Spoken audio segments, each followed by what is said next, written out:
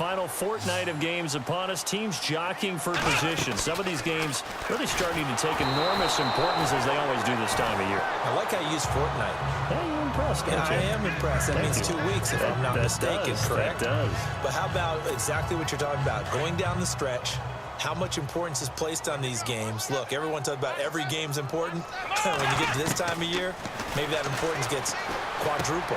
And that's where we are right now to see who can make their last run, their last push to get into the playoffs. 8 yards on the completion, but now they face third down. Under 4 to play now. Clock running. Third down. From the shotgun, it's Brissett. And he takes this one all the way across midfield into enemy territory down to the 40-yard line.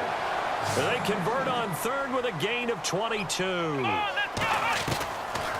of the gun, Brissett. Room here to run. It's a gain of 9 yards. And that'll make it second and short. Looking to speed things up here, going with some tempo. From the gun, here's Brissett. And his throw's going to be incomplete. Brandon Cooks, the receiver he was going after. And it's third and short. Let's face it, perfection is something we all chase, whether it's playing this game or whatever we do. Hard to attain, but that's what they were searching for as that pass goes incomplete. Here's Brissett. And he's got his favorite target yet again. It's complete. And down he goes, taking it inside the 10, just shy of the 5 at the 6. They're able to convert on third down, and that sets up a first and goal. Brissett, and this is caught. Touchdown, Patriots. Dwayne Allen, his third touchdown now on the year. And the Patriots have cut it back within a score. And he is a reliable target. They like to get him involved. They got him involved there for the score. And they should. He's a very good player. Remember, they can use him in certain positions, so many different spots, and he usually comes through for them. Gostkowski now out to kick it away. Short kick here, fielded about the 17. And he's up across the 25 and down at the 28-yard line.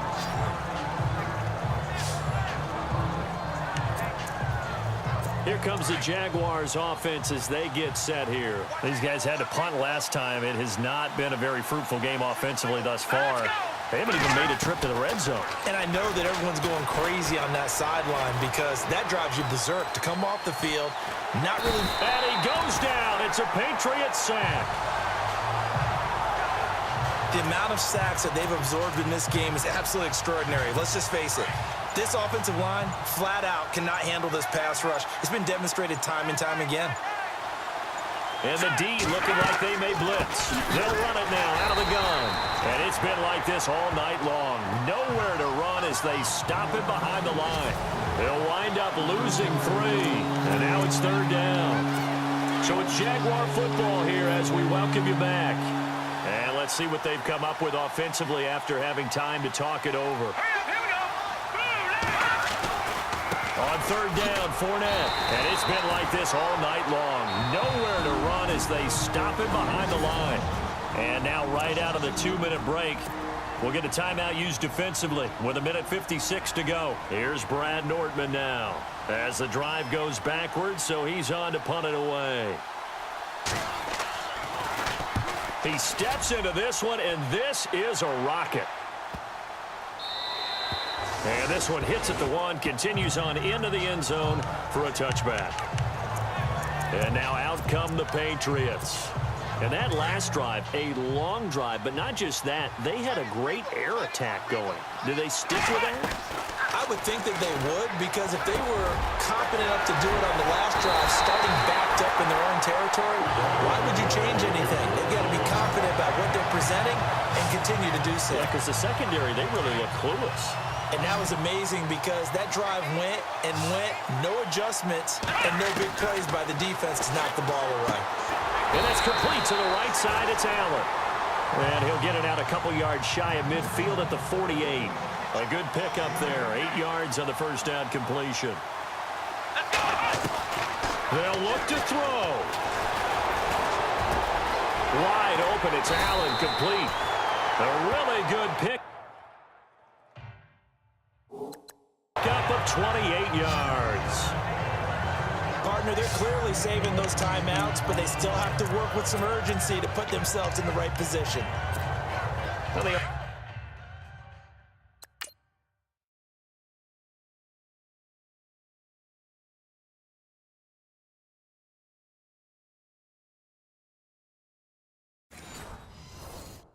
Offense lining up 1st and 10.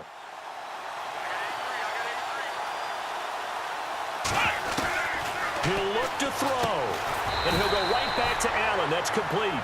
And he'll get it down this time to the 17. 7 yards, the pickup on the pitch and catch. Back to throw. This will be caught at about the 6. And he will be brought down at about the 6-yard line. The Patriot passing game is rolling. They've got another 1st down. They still got 2 timeouts. Got to start using them, don't they? You absolutely have to. You save them for this situation, but you have to use them. And he'll be brought down this time at the 5-yard line. Now, before this 2nd down play, we'll get whistles and a timeout as they get it with just 19 seconds left on the clock.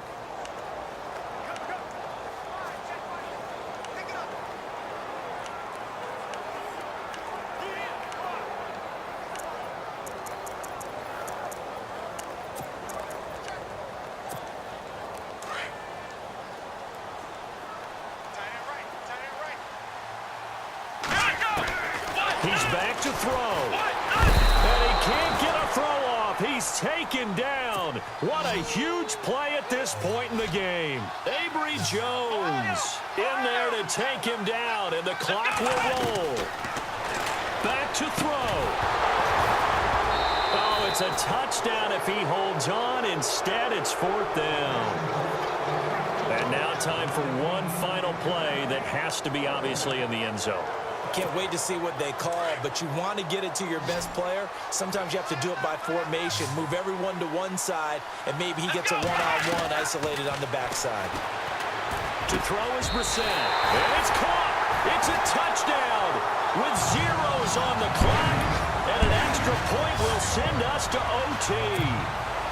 Well, there's no doubt they just seized the momentum with that one. They can go ahead and kick the extra point here and ride that home wave on into overtime. Now for the all-critical extra point.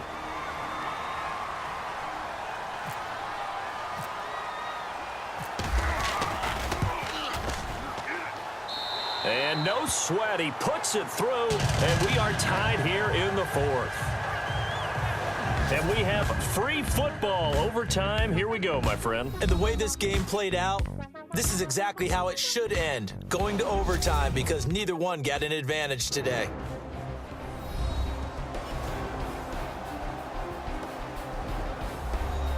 And here in overtime, if the team that receives the ball scores a touchdown, it's over. If they don't, we can still have some more football. That's exactly right. If they go down and kick a field goal, the other team gets a possession to either match it or score a touchdown to win the ball game. If both teams kick field goals, the next team to score wins. But if the receiving team throws a pick 6 or fumbles the ball and it gets picked up by the defense and they score, the game is over at that point. So a tie ball game here as the kick's away.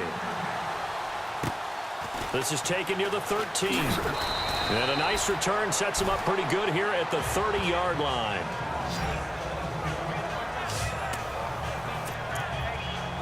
And out now comes Jacksonville as they get ready to go. They're set for their first drive here in overtime, and this is where the crowd can really become a factor. They've had to battle it all day, but I know what you're saying. In overtime, that gets doubled, doesn't it? At least, because now the crowd really wants to be involved and help their team, and that first drive can dictate the whole thing, because they know if this team takes it downfield and scores a touchdown, it's game over. And it's been loud in here so far. There's a give to Fournette, and he's going to be run over, hit hard, as he'll be marked down right near the 27.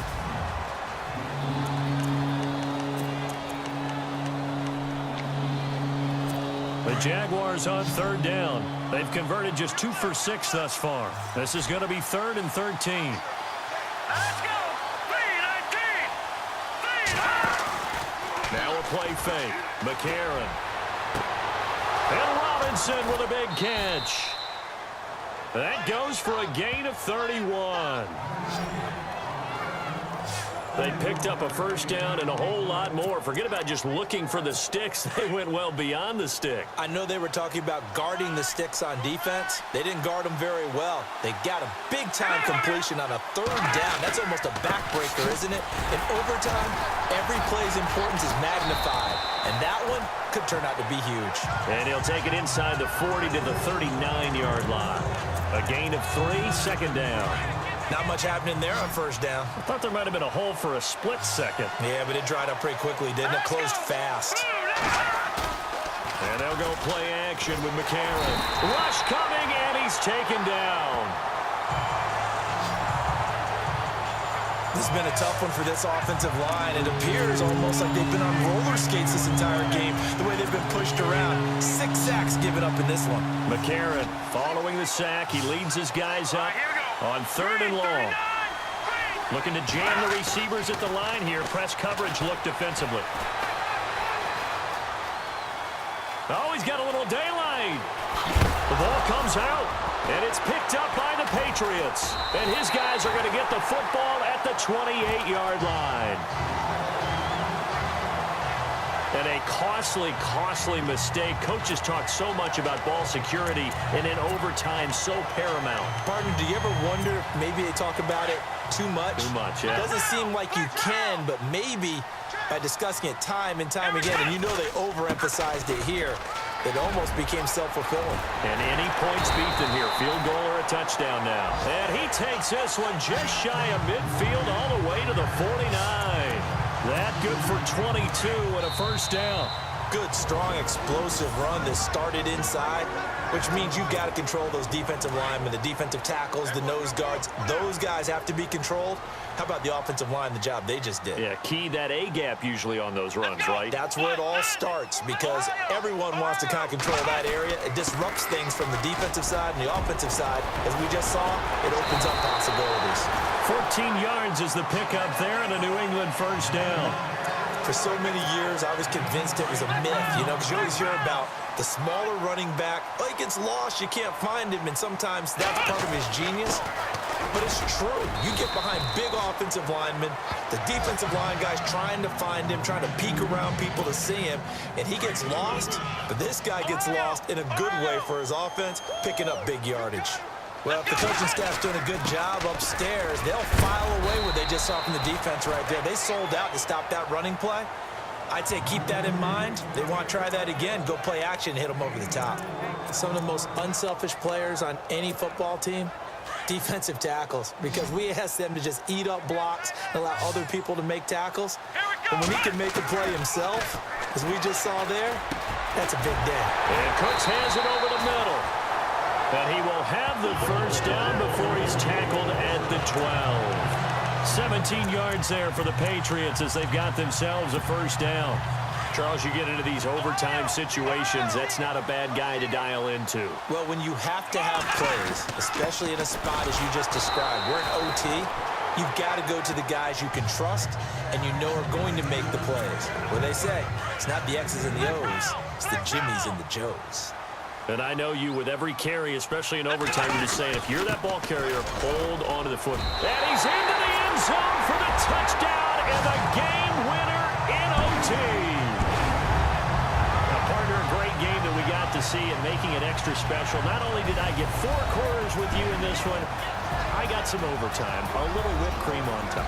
Look at you, trying to make this whole thing palatable. I just want you to pay for my meal later. You really just wanted 4 quarters what you wanted, but how much fun was that? We had that type of a game where we got us to overtime, and then we get the dramatic ending to finish things off as well. What a game. So for New England, it's another win for them, and you wonder if they want a redo on that one loss as they sit now at 14-1. And they'll get to stay home again next week as the New York Jets come to town. Meanwhile, for Jacksonville, their playoff hopes take a big hit as they fall to 8-7. And they'll have a chance at redemption next week at home against the Indianapolis Colts.